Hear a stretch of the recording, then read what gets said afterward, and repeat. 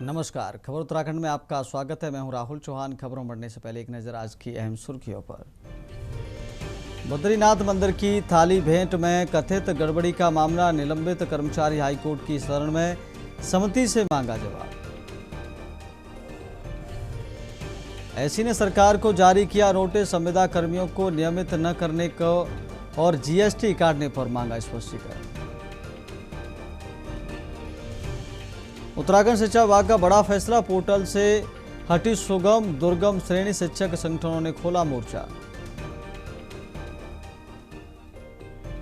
उत्तराखंड में मदरसों और अल्पसंख्यक शिक्षण संस्थानों पर सख्ती, नियम तोड़ने पर लगेगा 5 लाख जुर्माना।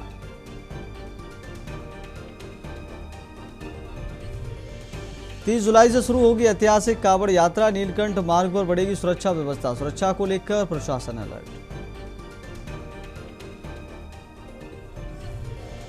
उत्तराखंड में बारिश का तांडव, नदियां उफान पर, 7 जिलों में ऑरेंज अलर्ट जारी।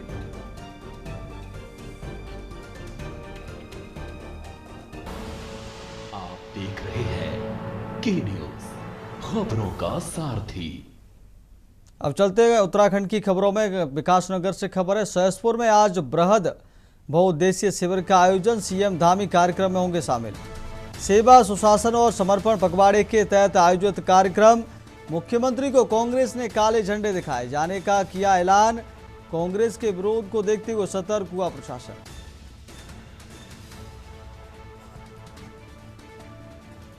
मुख्यमंत्री को कांग्रेस ने काले झंडे दिखाए जाने का किया ऐलान,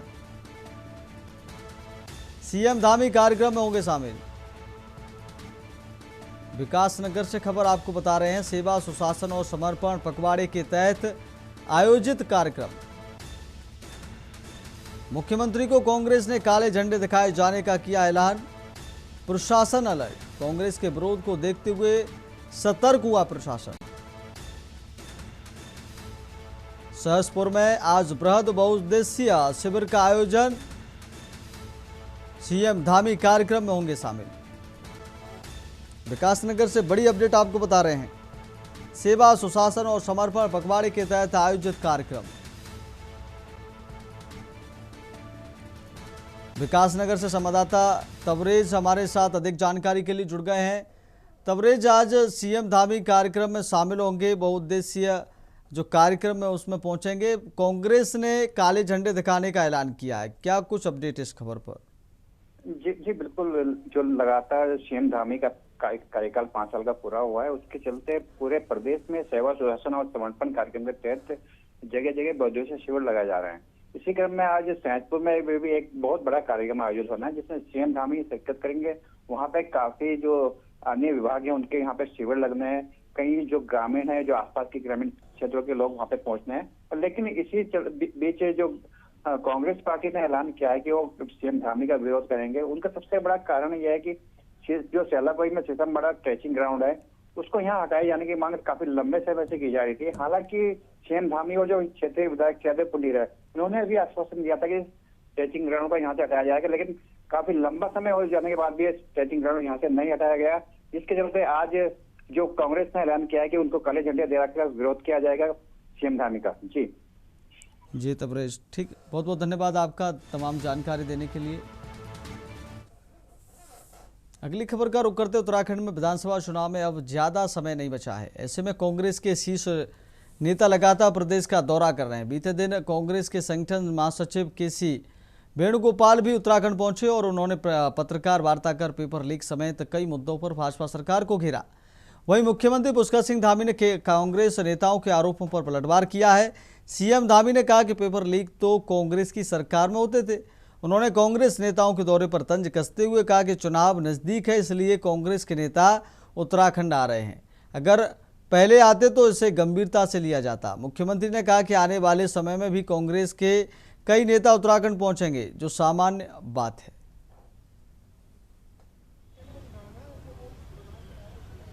लीक की बात है, पर्चा लीक तो उनकी सरकारों में ही होता था, ये हमारी सरकार में तो हुआ नहीं है, इसलिए ये प्रश्न उनको स्वयं से ही करना चाहिए और अपनी पार्टी के लोगों से ही पूछना चाहिए। बाकी आना जाना तो अब चूंकि चुनाव आ गया है, तो चुनाव से पहले आए होते तो कोई बहुत गंभीरता की बात होती। चुनाव के समय में बार बार आएंगे और कई बार आएंगे, और मैं देख भी रहा हूँ कई बार उनके दौरे हो रहे हैं, तो ये बहुत सामान्य सी बात है। अगली खबर का रुख करते हैं। रामनगर तराई पश्चिमी वन प्रभाग की टीम ने वर्षों से फरार चल रहे 23 वन अपराधों के आरोपी और मोस्ट वांटेड सातिर वन अपराधी लखविंदर को गिरफ्तार कर बड़ी सफलता हासिल की है। आरोपी को भारतीय वन अधिनियम की धारा 26 के तहत आरक्षित वन क्षेत्र में 2 आरे लेकर अवैध पातन की नीयत से प्रवेश करते समय गुलजारपुर बीट के प्लॉट संख्या 2 से रंगे हाथों गिरफ्तार किया गया। वन विभाग के अनुसार प्रभागीय वनाधिकारी प्रकाश चंद्र आर्य और उप प्रभागीय वनाधिकारी किरण शाह के निर्देशन में वन क्षेत्राधिकारी शेखर चंद्र तिवारी के नेतृत्व में गठित संयुक्त टीम को आरोपी की गतिविधियों की गोपनीय सूचना मिली थी। सूचना के आधार पर टीम ने पहले से ही घेराबंदी कर जाल बिछाया और आरोपी को मौके पर ही दबोच लिया।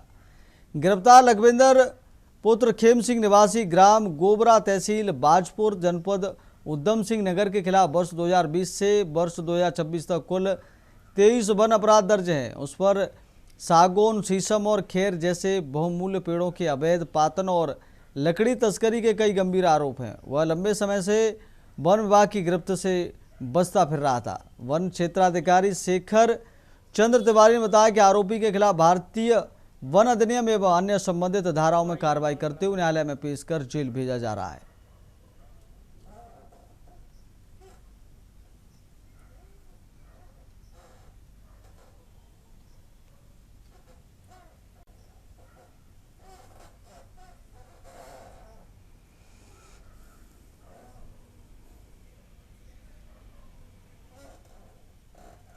इस समय प्रभागी वनाधिकारी तराई पश्चिमी प्रकाश आर्या जी और उप प्रभागी वनाधिकारी श्री किरण शाह जी के निर्देशन में एक अभियान जो है तराई पश्चिमी वन प्रभाग में हमारे द्वारा चलाया जा रहा है, जिसमें जितने भी हमारे वन अपराध में जितने भी मोस्ट वांटेड हैं, वांछित अपराधी हैं, उनकी धरपकड़ की जा रही है।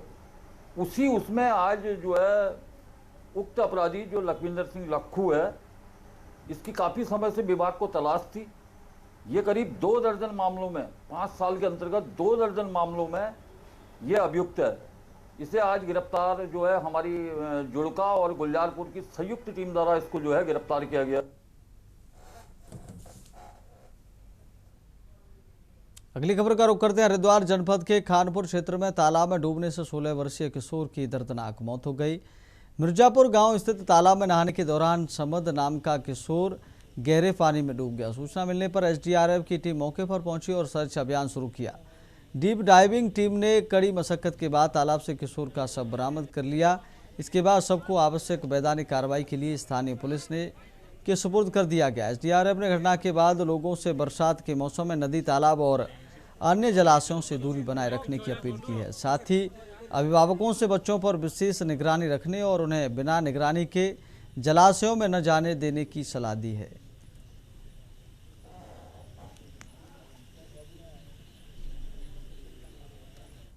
अगली खबर का रुख करते हैं। लक्सर के खानपुर थाना क्षेत्र के मिर्जापुर गांव में तालाब में नहाने गए 16 वर्षीय समद पुत्र नूर अली की डूबने से मौत हो गई। समद लालचंद वाला का निवासी था और नहाने के दौरान गहरे पानी में चला गया, जिससे वह डूब गया। घटना की सूचना शुक्रवार शाम करीब 6:40 पर रुड़की कंट्रोल रूम के माध्यम से एसडीआरएफ को मिली। सूचना मिलते ही एसडीआरएफ की टीम रेस्क्यू उपकरणों के साथ मौके पर पहुंची और स्थानीय पुलिस व परिजनों से जानकारी लेने के बाद डीप डाइविंग और अन्य सर्च तकनीकी मदद से तालाब में खोज अभियान शुरू किया। कड़ी मशक्कत के बाद एसडीआरएफ की टीम ने किशोर का शव तालाब से बरामद कर बाहर निकाला और आवश्यक वैधानिक कार्रवाई के लिए सिविल पुलिस को सुपुर्द कर दिया।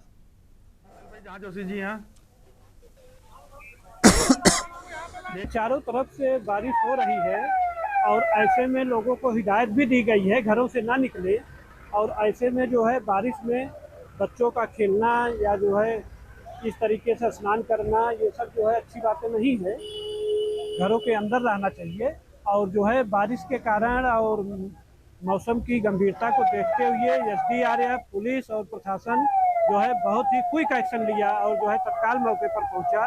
और अभी 2 घंटे के पहले की बात है और जो है एक छोटा सा छात्र 16 साल का जिसका नाम समद था और पढ़ने वाला बच्चा था, डूब गया था। उसे जो है उसका शव जो है बरामद कर लिया गया और आगे जो भी कार्रवाई है वो हम करेंगे।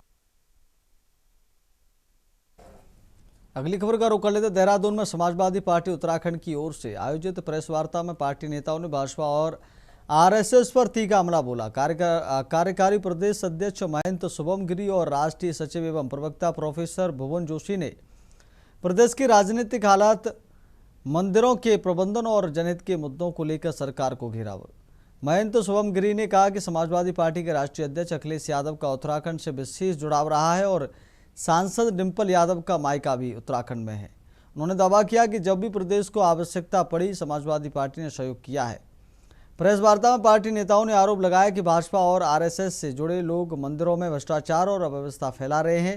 उन्होंने कहा कि बद्रीनाथ केदारनाथ मंदिर समिति के अध्यक्ष को हटाकर सरकार केवल दिखावटी कार्रवाई कर रही है, जबकि पूरे मामले की निष्पक्ष जांच होनी चाहिए। समाजवादी पार्टी ने मंदिरों के प्रबंधन में पारदर्शिता सुनिश्चित करने और दोषियों के खिलाफ सख्त कार्रवाई की मांग की।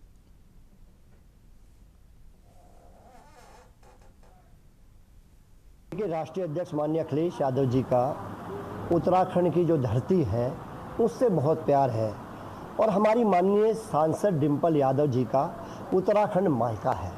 इस कारण एक बेटी का और हमारे यहाँ तो एक जो परिपाटी है, हम लोग जमाई के, आपको पता होगा, सब लोग पैर धोते हैं। तो उत्तराखंड के जुड़े हुए माननीय अखिलेश यादव जी और डिंपल यादव जी विशेष स्नेह रखते हैं और जब भी इस प्रदेश में कोई आपदा आई है, माननीय अखिलेश यादव जी ने हमेशा दिल खोलकर इस प्रदेश की मदद करने का काम करा है।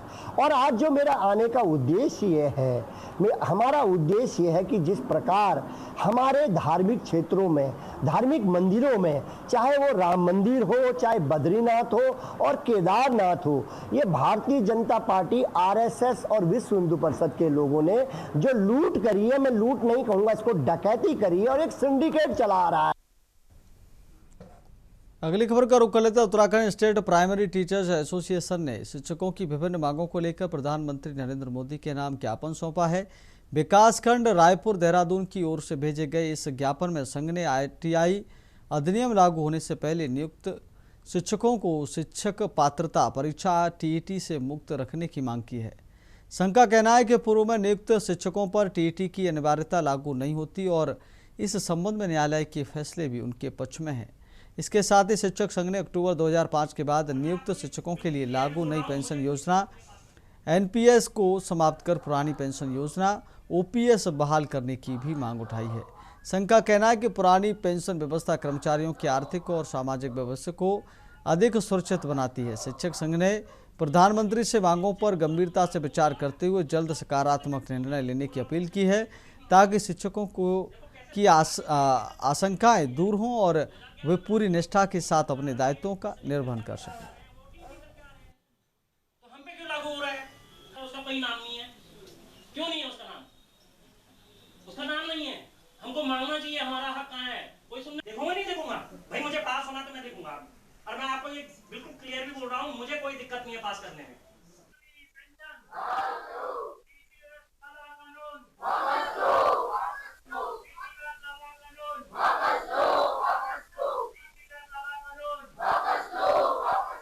ये बोलता है कि जिस दिन से वो कानून लागू होगा उसका पूर्वत इफेक्ट नहीं होगा। क्यों ना प्रमोशन की मैंने PET कर दी। देखो कैसे समाज में कैसे तोड़ने की कोशिश की जा रही है।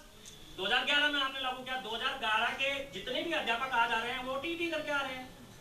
तो हमारी मांग ये है सर कि इस समय जो है सरकार द्वारा एक कानून पारित किया गया है संसद में 2017 में कि जो 2010 से पूर्व नियुक्त शिक्षक साथी हैं उन्हें भी TET परीक्षा उत्तीर्ण करनी अनिवार्य है, जबकि TET जो अधिनियम है वो 2010 में संसद में पारित हुआ था और उसे 2011 में लागू किया गया था। तो हमारी मांग यही है कि जो उससे पूर्व के शिक्षक कार्यरत हैं वो अपनी जो उस समय तत्कालीन हड़ताएं होती थी उन सबको पूरे कराने के पश्चात ही सेवा में नियुक्त हुए हैं। तो पहली मांग हमारी यही है कि उस काले कानून को वापस लिया जाए और जो शिक्षक साथी हमारे 2010 से पूर्व नियुक्त हैं उन्हें जो है TET की जो ये बाध्यता है उससे मुक्त रखा जाए। दूसरी मांग हमारी ये है कि जो हमारे शिक्षक साथी अक्टूबर 2000 बाद नियुक्त हुए हैं, हमारे शिक्षक हैं या जो भी कर्मचारी हैं अक्टूबर 2005 के बाद नियुक्त हुए हैं, उनके लिए पुरानी पेंशन को बहाल किया जाए। अगली खबर का रुख कर लेते। टेहरी गढ़वाल के लंब गांव में 8 जून को हुई केतन लाल की मौत के बाद कि मामले में सीबीआई जांच की मांग को लेकर विभिन्न संगठनों ने देहरादून के गांधी पार्क के बाहर विरोध प्रदर्शन किया। प्रदर्शनकारियों ने मामले की निष्पक्ष जांच की मांग उठाते हुए सरकार से जल्द कार्रवाई की अपील की। प्रदर्शनकारियों का कहना है कि केतन लाल की मौत की सच्चाई सामने लाने के लिए मामले की जांच सीबीआई से कराई जानी चाहिए। उन्होंने आरोप लगाया कि निष्पक्ष जांच के बिना पीड़ित परिवार को न्याय मिलना मुश्किल है। संगठनों ने चेतावनी दी है कि यदि सरकार ने सीबीआई जांच की मांग पर जल्द निर्णय नहीं लिया तो आंदोलन को और तेज किया जाएगा। प्रदर्शनकारियों ने कहा कि मांग पूरी होने तक उनका संघर्ष जारी रहेगा।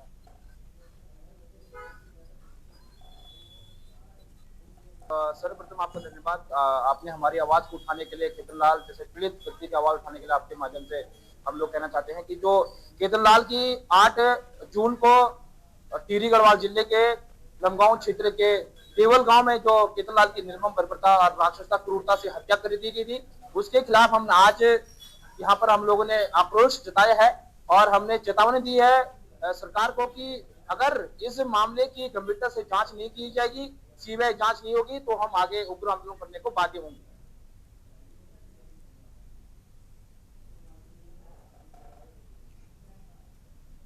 अगली खबर का रुख करते भाजपा प्रदेश अध्यक्ष महेंद्र भट्ट ने हाल ही में उन नेताओं को नसीहत दी थी जो सोशल मीडिया और मीडिया के जरिए 2027 विधानसभा चुनाव की टिकट मांग रहे थे। प्रदेश अध्यक्ष साफ कर चुके हैं कि टिकट की दावेदारी सिर्फ पार्टी फोरम में ही होगी। सार्वजनिक मंच या सोशल मीडिया पर दावेदारी करने वालों पर कड़ी कार्रवाई की जाएगी। लेकिन भाजपा के पूर्व मेयर सुनील उनियाल गामा प्रदेश अध्यक्ष के निर्देश को दरकिनार करते नजर आ रहे हैं। गामा ने हाल ही में अपने सोशल मीडिया पेज पर मंसूरी विधानसभा से मिल रहे जन समर्थन को लेकर पोस्ट की। उन्होंने 2027 में मंसूरी सीट से चुनाव लड़ने की इच्छा भी जताई है। इस पर भाजपा विधायक विनोद चमोली का कहना है कि प्रदेश अध्यक्ष के निर्देश के बाद सभी उम्मीदवार अनुशासन में हैं। गामा जनता के बीच जाकर संपर्क कर रहे हैं और उसी की जानकारी सोशल मीडिया पर दे रहे हैं, जो अनुशासनहीनता नहीं है।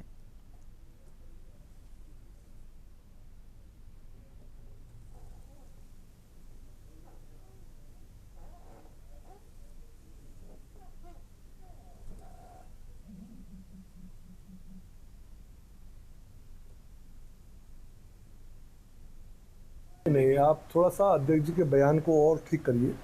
जो उन्होंने कहा है कि आप जब सोशल मीडिया पर दावेदारी कर रहे हैं तो अपने विधायकों का काम का विरोध न करें, आप सरकार के कामों पर प्रश्न न लगाएं, ये उन्होंने कहा है। उन्होंने ये नहीं कहा कि हमारा कार्यकर्ता सोशल मीडिया पे आएगा ही नहीं।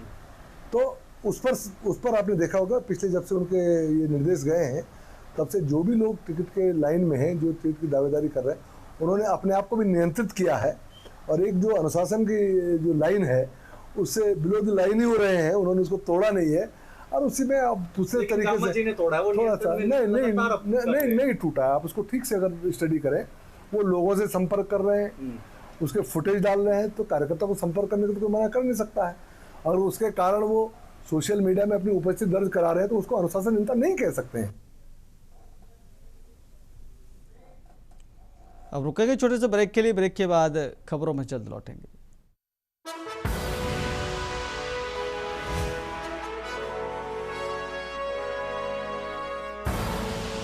आप देख रहे हैं के न्यूज, खबरों का सारथी।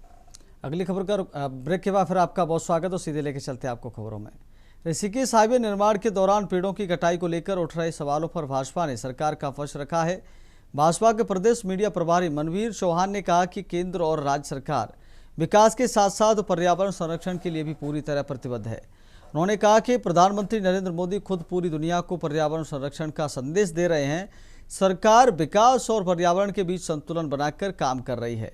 विकास कार्यों को रोका नहीं जा सकता, लेकिन पेड़ों की सुरक्षा भी सरकार की प्राथमिकता है। मनवीर चौहान ने बताया कि हाईवे निर्माण में कट रहे पेड़ों की क्षतिपूर्ति के लिए NHI और सरकार बड़े स्तर पर वृक्षारोपण कर रही है। कई पेड़ों को दूसरी जगह स्थानांतरित कर दोबारा रोपने का प्रयास भी हो रहा है। हरेला जैसे अभियानों के जरिए भी व्यापक पौधारोपण किया जा रहा है ताकि कटाई से हुए नुकसान की भरपाई हो सके।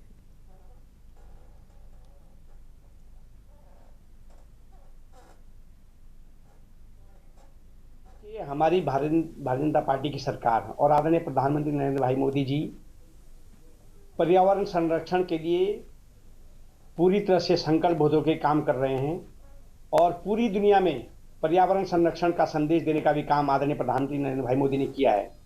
लेकिन देश के अंदर विकास कार्य भी प्रभावित नहीं होने चाहिए। विकास के साथ साथ पर्यावरण संरक्षण का भी काम किया जा रहा है और ऋषिकेश का जो हाईवे निर्माण हो रहा है वहाँ पर जो पेड़ क्षति हो रही है जिन पेड़ों की, उसके एवज में सरकार के द्वारा NHAI के द्वारा वृक्षारोपण का कार्यक्रम भी किया जा रहा है। कुछ पेड़ों को रीप्लांट करके अन्य स्थान पर भी उनको लगाए। अगली खबर का रुख कर लेते। देश और प्रदेश में इन दिनों मंदिरों से चढ़ावा चोरी की खबरें तेजी से सामने आ रही हैं। अयोध्या राम मंदिर से शुरू हुआ यह विषय अब देवभूमि के चार धाम से एक बैकुंठ धाम बद्रीनाथ तक पहुंच गया है, जिसके बाद राज्य के अन्य मंदिरों में चंदा और चढ़ावे को लेकर नियम बदले जा रहे हैं और सुरक्षा निगरानी सख्ती की जा रही है। आपको बता दें, हिंदूवादी संगठन भैरव सेना द्वारा उत्तराखंड की आस्था के सबसे बड़े केंद्र बद्रीनाथ धाम में श्रद्धालुओं की दान राशि में कथित हेरफेर का आरोप वायरल होने के बाद मामला केवल धार्मिक नहीं रहा, बल्कि इसने पूरे राज्य में मंदिरों की दान व्यवस्था, पारदर्शिता और प्रशासनिक निगरानी पर नई बहस भी छेड़ दी है। हिंदूवादी संगठन के आरोप है कि बाद तत्काल बद्री केदारनाथ मंदिर समिति BKTC ने मामले को गंभीरता से लेते हुए उच्च स्तरीय जांच के आदेश दिए थे और शुरुआती जांच में तथ्य मिलने के बाद BKTC अध्यक्ष के निजी सचिव प्रमोद नोटियाल को तत्काल निलंबित किया गया और उसके बाद मंदिर अधिकारी की लिखित शिकायत पर बद्रीनाथ थाने में भारतीय न्याय संहिता की धाराओं में FIR दर्ज कर पुलिस ने जांच शुरू कर दी है। इसके साथ ही गढ़वाल मंडल अध्यक्ष की आयुक्त की अध्यक्षता में अलग जांच समिति भी गठित की गई है और CCTV दस्तावेजों और अन्य साक्ष्यों के आधार पर पूरे मामले की पड़ताल चल रही है। वहीं यह पूरा मामला अब राजनीतिक रंग भी ले चुका है। शुरुआती जांच में निजी सचिव के दोषी पाए जाने पर हुई कार्रवाई को जहां सत्ता पक्ष से कठोर और निष्पक्ष बता रही है, वहीं विपक्ष इस कार्रवाई से अभी भी असंतुष्ट नजर आ रहा है।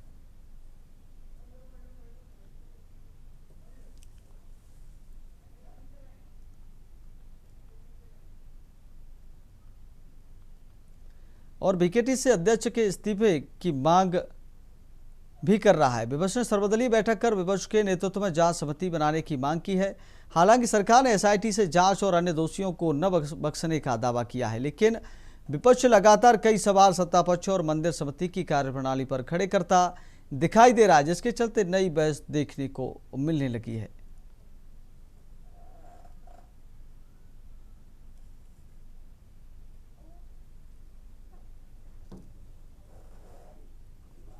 सनातन धर्मियों की आस्था का केंद्र है।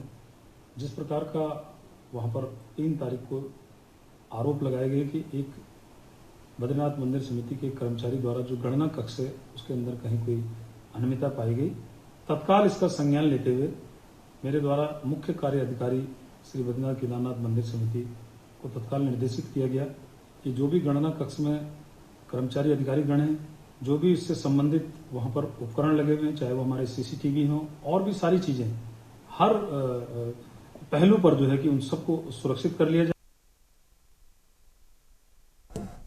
फिलहाल इस बुलेटिन में मेरे साथ इतना ही। देखते रहिए के न्यूज़ इंडिया। नमस्कार।